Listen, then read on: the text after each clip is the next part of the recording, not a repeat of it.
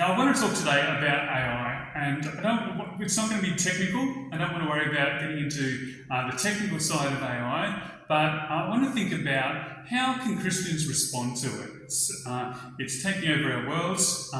What sort of tools can we use to think about it? Whether you're very well informed, use AI a lot and are totally invested in it, or whether it's a completely foreign world to you and you don't know what to make of it. It kind of doesn't matter where you are on that spectrum. I think we've got some helpful tools to think about.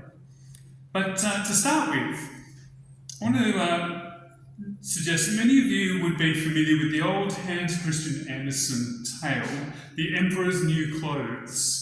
I think there was a Disney version, The Emperor's New Groove, at some point. I never got around to seeing that. But if you're not familiar with it, or if you're struggling to remember, the story is basically about a very vain emperor who hires swindlers claiming to weave clothes invisible to anyone stupid or unfit for office. So the idea is he's wearing these clothes, and you can only see the clothes if you're intelligent enough or fit for office. Fearing this judgment, the emperor and his court pretend to see the clothes because they actually can't see them. They think, we don't want to be seen stupid. So they say, they are marvellous clothes, they're delightful. And the emperor starts to parade around in these clothes until a child shouts out that the emperor is naked, the emperor is wearing no clothes.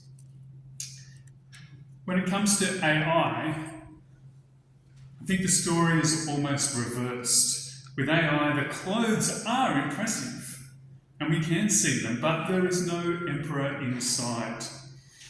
I want you to hold on to that image that the clothes have no emperor. I've got a little graphic for it there. Hold on to that image as we think about AI and what we should do with it. It's hard to escape the clutches of AI. Whether we know what we're doing with it or not, it might be offering to write your emails for you or give you advice. Maybe it's reviewing your job application or answering your help desk query. Or perhaps it's even offering you companionship. In all aspects of life, AI is infiltrating in some way.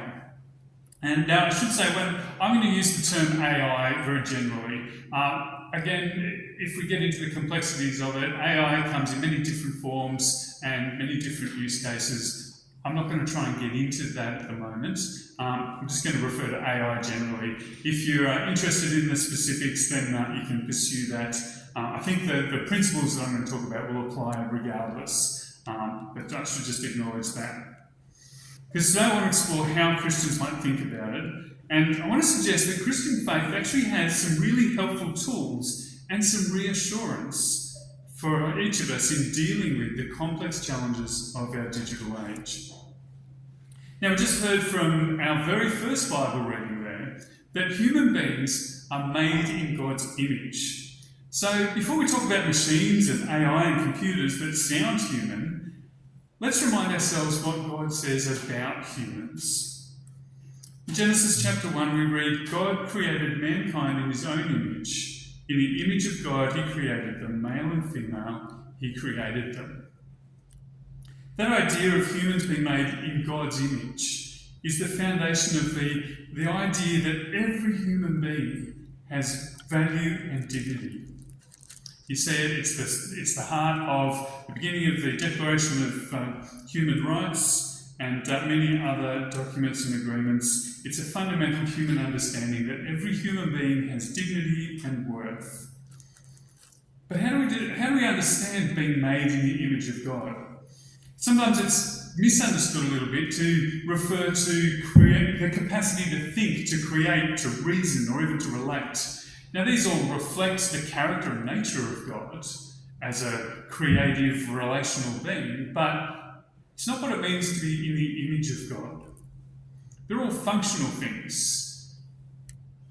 When my boys were very little, they didn't do a lot of reasoning as small children, as infants, but they were still made in the image of God. An elderly person suffering from dementia may struggle with cognitive function, but they're still made in the image of God. So being made in the image of God is more than just function. It's something else. I really appreciate the thinking of biblical scholar Carmen Imes. She corrects these misunderstandings and reminds us that, to quote her words, to be made in God's image is to be appointed as God's representatives in the world. Appointed as God's representatives. This is important because it means humans have worth, not because of our capacity to do, but because God has appointed us as image bearers. Our worth is given, not earned, and it's grounded in God's image, not our productivity. And so with this reminder of what it means to be human, to be made in the image of God, we have our first hint as to how AI might be different to humans and how we might think about it. AI is very good at imitating what humans can do, and in many instances can do it even better, or at least faster. Functionally, AI seems to also be made in the image, but it's an imitation. Humans are defined by who they are, not what they do. This is in stark contrast, and I'll show my kind of love of popular culture here. Christian Bale's portrayal of Batman, one of the many Batman movies, and Batman declares at one point, "It's not who I am underneath, but what I do that defines me." I should do the proper Batman voice, but I can't quite pull it off. "It's not who I am underneath, but what I do that defines me," says Batman. I think Batman was wrong. I wouldn't say that about many things, but I think Batman was wrong in this case. What we do is less important than who we are. So, how does this help us think about AI? Let's take one of the concerns. There are a myriad of concerns that AI raises, from environmental concerns through to relational ones, through to education. Let's just take one example of something that people worry about. One of the concerns about the rise of AI is that we're already seeing jobs replaced by it. Not just being assisted by it, but being completely replaced. Now, this raises some practical and economic concerns for people in certain industries, and that's one which Christians are called to respond to, and we know how to respond to that in the same way we've done for centuries, by caring for those who are struggling financially, struggling to find work, who may have lost work. It's not a unique problem with AI. But it does raise a more existential question for many people. Because there's also the question of what happens to my value and worth as a person if my role disappears? If AI can replace me, what's my value? So do we just say, well, AI shouldn't do anything then? Well, here's the problem. On the other hand, AI is doing some amazing things to improve what we can do. It's helping doctors detect diseases earlier than ever before. It's identifying cancers that might have otherwise been missed.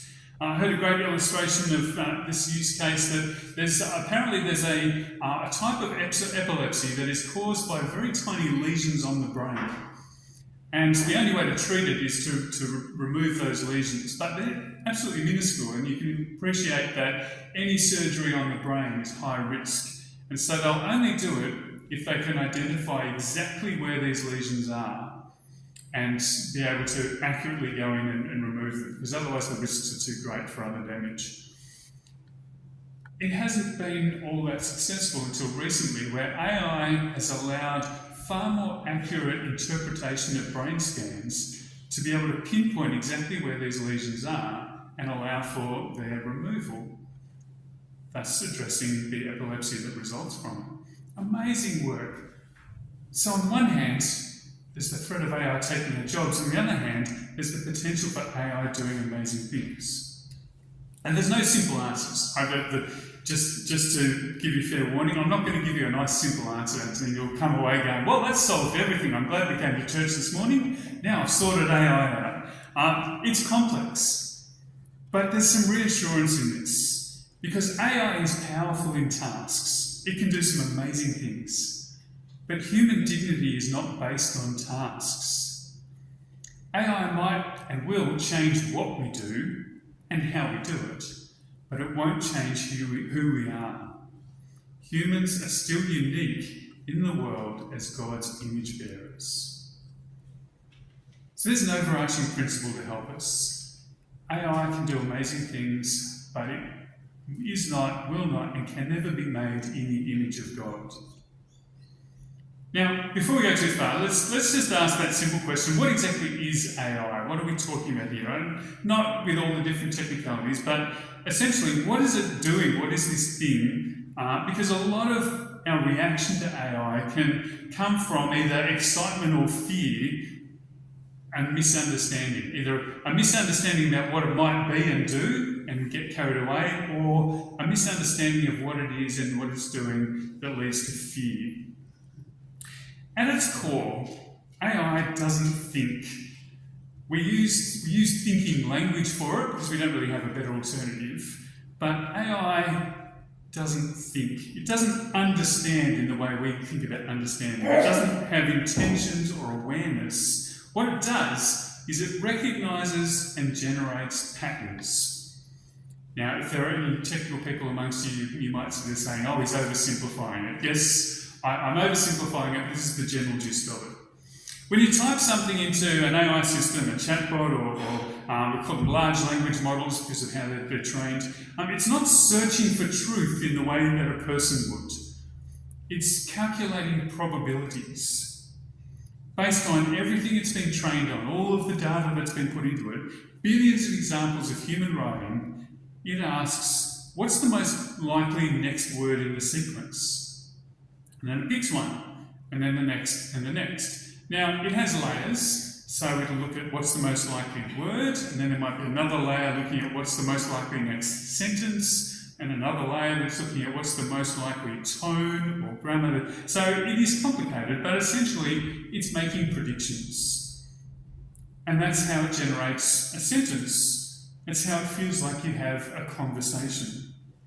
And now, because it's trained on human language, on emotions and reasoning, that it can see even humour, it can sound thoughtful, it can sound human, it can sound empathetic, it can sound very wise. But remember, the emperor has no clothes.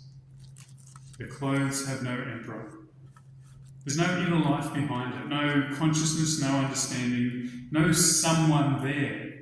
It's just a lot of predictions. Author Todd Corby puts it this way. He says, AI simulates, but it does not become. It can simulate care, but it cannot actually care. It can simulate understanding, but it doesn't actually understand. But the trouble is, the more human it sounds, the easier it is to forget that there's no person on the other side of the conversation. It's very easy, if you've ever tried, it's very easy to chat with a chatbot. That's why they've got their name. Because they sound human, it feels like a human experience. More and more so, they're getting better and better. But they're not.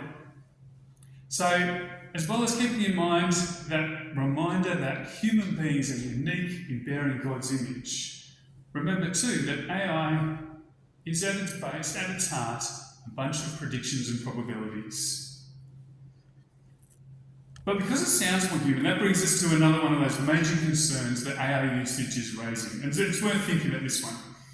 If an AI tool can sound convincingly human, why not treat it as human?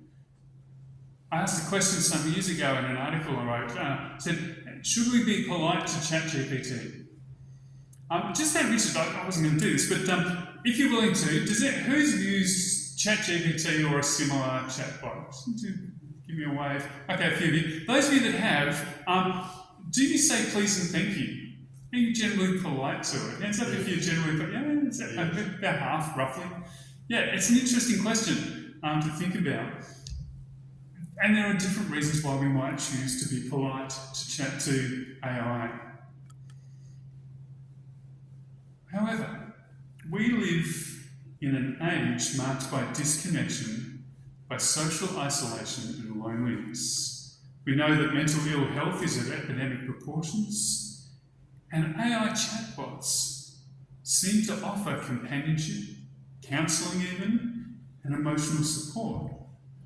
And in fact, we are seeing people forming deep emotional bonds with these chatbots I don't know if I'll just skip over that one. I don't know if you've heard of any of these. These are some examples of companion chatbots. Chatbots, AI that's designed to be a companion, a partner, sometimes even a romantic partner.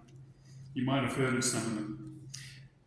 And as more and more people rely on AI tools for everyday advice and guidance, AI's tendency to overly flatter and agree with users, because that's how it's programmed to respond, can have harmful effects on those users' judgment, particularly in the social sphere, and particularly for those who are already vulnerable. Annette Perry, a psychologist at Harvard, observes this: human well-being depends on the ability to navigate the social world, a skill acquired primarily through interactions with others. Such social learning depends on reliable feedback, recognising when we are mistaken, when harm has been caused, and when others' perspectives warrant consideration. Social life is rarely frictionless because people are not perfectly attuned to one another. Yet it is precisely through such social friction that relationships deepen and moral understanding develops. It's a complicated psychologist's way of saying relationships are messy and sometimes hard, but that's what makes them powerful. People are annoying sometimes, but people are also wonderful, and we have to kind of learn to get along. And the more we spend time with people, the better we are at doing that. But if we rely on AI for our interactions, we don't get that same interaction, that same response. We can talk about mirror neurons and all sorts of other things, but effectively, we become worse at actual human relationships. Sociologist Sherry Turkle says, we expect more from technology and less from each other. So there's a word of warning there. AI is really powerful and useful for a lot of things. It will never be human and replace humans as being made as image bearers of God, but it can look really human, and there are dangers there. So as we think about how to approach AI, and particularly in this field, I want to draw a little bit from just some key sections of that 1 Peter reading that we heard earlier. And I love the start of it. I was looking at some different translations, and I think it was the New King James Version. The version we had, the reading begins with minds that are alert and fully sober. The New King James translation says you should gird up the loins of your mind. Which is a bit old-fashioned, but I love the sound of it. Gird up the loins of your mind. In other words, as you heard, I've spent many years teaching in chaplaincy in schools, and there are times when you look at a young person and you want to say, just think, turn your brain on, which of course they are, but they're doing it in their way. We're reminded in 1 Peter that we need to think, we need to have our minds fully alert. Gird up the loins of your minds. I think we lost the key word on that slide, but never mind. One of the most obvious threats of AI is that we let it do our thinking for us. This was the big fear that sort of first got talked about, I guess, with AI when it hit schools. Oh, the kids will just use it to do their homework and they'll stop learning how to think. There's some truth in that, but it's a fairly simplistic approach. But there is a danger in how we use AI. If we let it think for us, we run the risk of what's called intellectual passivity. This is a short excerpt from a study, an article by a Melbourne University professor talking about some studies that have been done. He says there's growing concern that an over-reliance on AI could lead to a kind of cognitive atrophy. Let's call it AI apathy. If machines can handle the tough thinking, will humans stop flexing their own mental muscles? Will students, professionals, and everyday knowledge workers slowly lose the ability or motivation to problem solve, analyse, and create on their own? And the signs are already here. Some of this might resonate with you. Research on how we use GPS trackers suggests that when we rely too heavily on automated navigation, and I'll confess, I got here following the instructions on my GPS in the car, so I'm guilty there. When we do that, our spatial memory declines. Studies on pilots show that those who rely on autopilot lose critical situational awareness. So in other words, I used GPS to get me here this morning. I've got less chance of remembering how to get here next time than if I'd actually figured out the route myself, looked at a map, done all of that. Psychologists have documented the so-called Google effect. Have you ever experienced the Google effect? It's our tendency to forget information because we know we can just look it up online again later. I don't need to remember that, I'll just look it up when I need it. So, what happens when AI isn't just giving us directions or retrieving facts, but actually doing our thinking? There are a growing number of studies that suggest what it's doing isn't good. It's actually affecting our brains. Which doesn't mean we shouldn't use AI. You might think, oh, okay, we're heading down the waters, don't use AI, it's terrible. It doesn't mean we shouldn't use it, it just means that we need to use it wisely. We don't have to use it. AI has accelerated scientific discovery dramatically. We can use AI to extend our thinking, but it must not replace human responsibility. We're reminded to keep our minds alert. We're also called in that reading to love one another deeply. It is now that you've purified yourselves by obeying the truth, so that you have sincere love for each other, love one another deeply from the heart. Now that sort of love is not always going to be easy. It's going to require inconvenience, patience, forgiveness, and presence. And it's going to require practice. AI chatbots offer none of that, just an empty imitation of it. And so, as the author Steph Driscoll writes, the danger is not that machines become like us, but that we reduce ourselves to what machines can imitate. So where do we land in all of that? Well, I have grave concerns, to be honest, about the use of chatbots as counsellors and companions. Mostly because the more we treat AI like it's human, the more we devalue real humanity. So I think there's some real concerns there. But I also think AI has some wonderful potential. And in a sense, many of the challenges and concerns presented by AI are not new. While AI introduces new tools and capabilities, the underlying ethical challenges often arise from human motives. Pride, greed, disregard from others, amongst other vices, can all be amplified by technology, but are not caused by it. There are unique challenges presented by AI, but when we think of it as a tool, we can once again draw on centuries of Christian thought to help guide us in the use of that tool. So, who would have thought that Martin Luther has some helpful thinking on AI? I'm pretty sure Luther didn't have AI when he was around, but he had a very clear conviction that God works through ordinary means. For him, he said, through farmers, builders, parents, and even the tools they use. And so Luther said that every tool we handle is, in a sense, asking a question. Will you use me to serve your neighbour? Paraphrasing him there. Think about this. I like to think about it in terms of a shovel. Sometimes I bring a shovel in. I didn't bring one with me today. If I had a simple shovel, I could use that shovel to dig holes. It's great for digging holes. It's what it was designed for. It'd be really helpful. I could dig holes much faster with a shovel than I could just with my hands. I could prepare gardens. I could move soil. I could do amazing things. I could also use that shovel to hit someone on the back of the head. Less helpful. A little more problematic. The shovel hasn't changed, but the direction of the person using it has. So in a sense, AI is a bit like that, just on a much larger scale. It can help diagnose disease, restore speech, solve complex problems, or it can distort truth, replace relationships, and harm the vulnerable. So the real question is not just what can this tool do, but what is this tool doing to us?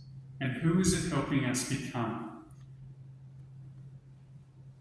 Should you be polite to ChatGPT? Well, maybe you should be, not because it matters to ChatGPT, but because it says something about the sort of person you are. So to finish off, where does that leave us? I need to wrap this up. We find ourselves in a moment of extraordinary technological change. The clothes are impressive, but we need to remember there is no emperor inside, which means two things. Firstly, we don't need to be afraid in the same way some people are. Despite some of the fears, AI is not a rival to humanity. It doesn't threaten the image of God in you. Your worth does not come from what you produce, how fast you think, or how useful you are. It comes from the fact that you are made in God's image. So we don't need to be afraid, but we do need to be careful. Because the real danger is not that the machines become more like humans, but that we allow humans to be more like machines. Our individual and collective goal ought to be to prayerfully pursue decision-making that's wise, rooted in Scripture, responsive to the present age, and always shaped by the Gospel's call to truth, to justice, and human dignity in Christ. So regardless of what faces us now or in the future, regardless of what AI can and can't do tomorrow or next year, our hope remains in the gracious God who holds all of history in his hands. So by all means, play with AI or ignore it. Don't fear it. Be wise in the way you approach it. And remember that you are made in God's image. Amen.